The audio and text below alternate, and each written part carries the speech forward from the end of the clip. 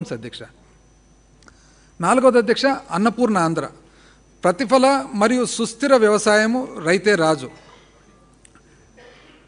Dwight D ఐజెన్హవర్ మాటల్లో, మీరు యొక్క జొన్న చేనుకు వేల మైళ్ళ దూరంలో ఉండి మీ చేతిలో ఉన్న పెన్సిల్ను నాగలిగా భావిస్తే వ్యవసాయం చాలా సులభంగా కనిపిస్తుందని ఎంత బాగా చెప్పారు చూడండి అధ్యక్ష.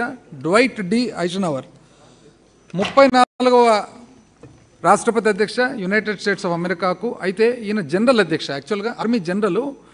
1953 నుంచి 1961 వరకు రాష్ట్రపతిగా ఉంటూ, రెండవ ప్రపంచ యుద్ధంలో ఆర్మీ జనరల్గా ఉంటూ, నార్మాండీ ఇన్వేషన్ అని ఫ్రాన్స్ కోస్ట్లో ఒక పెద్ద ఇన్వేషన్ జరుగుతుంది అధ్యక్ష. ఇది ప్రపంచ చరిత్రలో సముద్రం ద్వారా ఒక దేశం వాళ్ళు ఇంకొక దేశం మీద యుద్ధం చేయడం అనేది మొట్టమొదటిది పెద్దది అధ్యక్ష ఇది.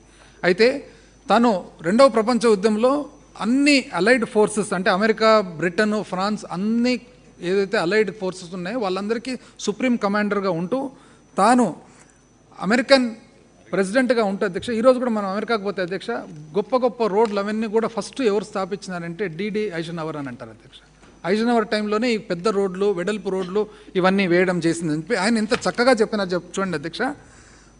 జొన్న చేనుకు మనము మైలు దూరంలో ఉంటూ పెన్సిల్ తీసుకొని ఇది నాగలి అనుకొని రాస్తే వ్యవసాయం చాలా సులభంగానే కనపడుతుంది. అంటే థియరీ మాదిరి కూర్చొని చేస్తే వ్యవసాయం సులభంగానే కనపడుతుంది. అక్కడ పోయి వ్యవసాయం చేసినప్పుడు తెలుస్తుంది వ్యవసాయం అనేది ఎంత కష్టమైనదని ఈ ప్రభుత్వం నమ్ముతూ ఉందని చెప్పి దానికి ఇది ఉదాహరణ అధ్యక్ష. రైతన్నకు జైజేలు. రైతుల జీవనోపాధిని బలోపేతం చేయడానికి, వ్యవసాయ రంగంలో గణనీయమైన ఉత్పత్తిని సాధించి రైతుల ఆదాయాన్ని పెంచి వారి జీవన ప్రమాణ స్థాయిలో మెరుగుపరచడానికి మా ప్రభుత్వం ఒక సమగ్ర వ్యూహాన్ని రూపొందించింది. దీనిలో భాగంగా ధరల స్థిరీకరణ నిధి, పంట బీమా, ఇన్పుట్ సబ్సిడీ మొదలైన చర్యల ద్వారా రైతులకు ఆర్థిక సహాయం అందించి వ్యవసాయానికి స్థిరమైన మరియు సురక్షితమైన వాతావరణాన్ని కల్పించడం జరిగింది. మా ప్రభుత్వం 2019 సంవత్సరం నుండి doctor YSR Rythu Bharosa, PM Kisan పథకం కింద ప్రత్యక్ష నగదు బదిలీ ద్వారా 1,60,000 కౌలుదారులు మరియు 93,000 అటవీ భూముల సాగు రైతులతో సహా మొత్తం 53,53,000 మంది రైతుల ఖాతాలకు 33,300 కోట్ల రూపాయలను జమ చేసింది.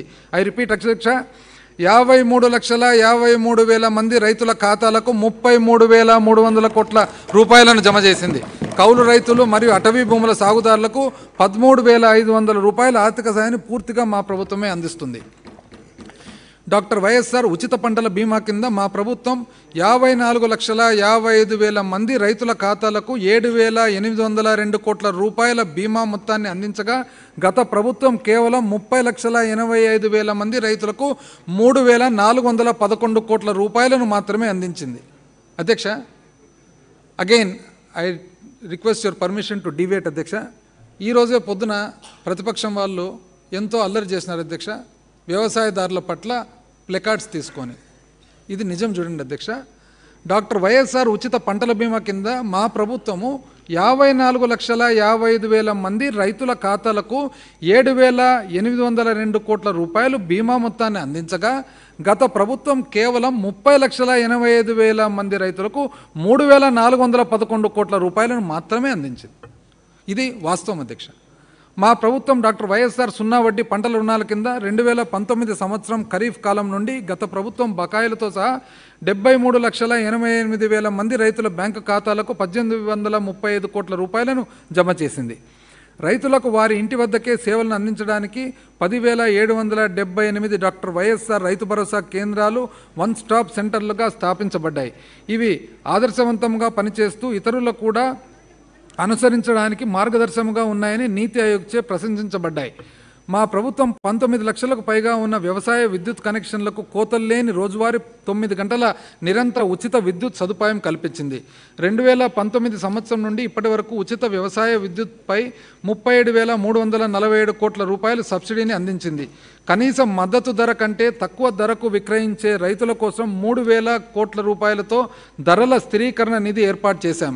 మా ప్రభుత్వం ఇన్పుట్ సబ్సిడీ కింద పంట నష్టపోయిన 22,85,000 మంది రైతులకు తక్షణ సాయంగా 1,977 కోట్ల రూపాయలు ఇప్పటి వరకు అందించింది. మరో 1,200 కోట్ల రూపాయలను ఈ నెలలో అందించబోతున్నాము. మా ప్రభుత్వము 127 కొత్త డాక్టర్ వైఎస్ఆర్ వ్యవసాయ పరీక్ష కేంద్రాన్ని ఏర్పాటు చేసింది. వ్యవసాయ మౌలిక సదుపాయాల నిధి ద్వారా పంట కోత అనంతరం మౌలిక సదుపాయాలను కల్పించారు.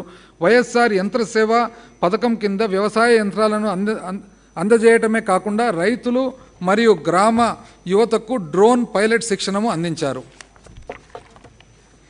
వ్యవసాయ సమగ్ర వ్యూహంలో భాగంగా రైతులకు వ్యవసాయ రుణ సదుపాయము, పంటల బీమా, పంట సాగు నిర్వహణ, మార్కెటింగ్ మరియు సరసమైన ధరలను కల్పించడం వంటి సమగ్ర కార్యక్రమాల ద్వారా మా ప్రభుత్వం వ్యవసాయాన్ని మునుపెన్నడూ లేని విధంగా లాభసాటిగా మారుస్తుంది. ఉద్యానవన రంగం. మా ప్రభుత్వం ఉద్యానవన రంగంలోని 17,27,000 మంది రైతులకు లబ్ధి చేకూర్చే విధముగా వివిధ పథకాల ద్వారా 4,363 కోట్ల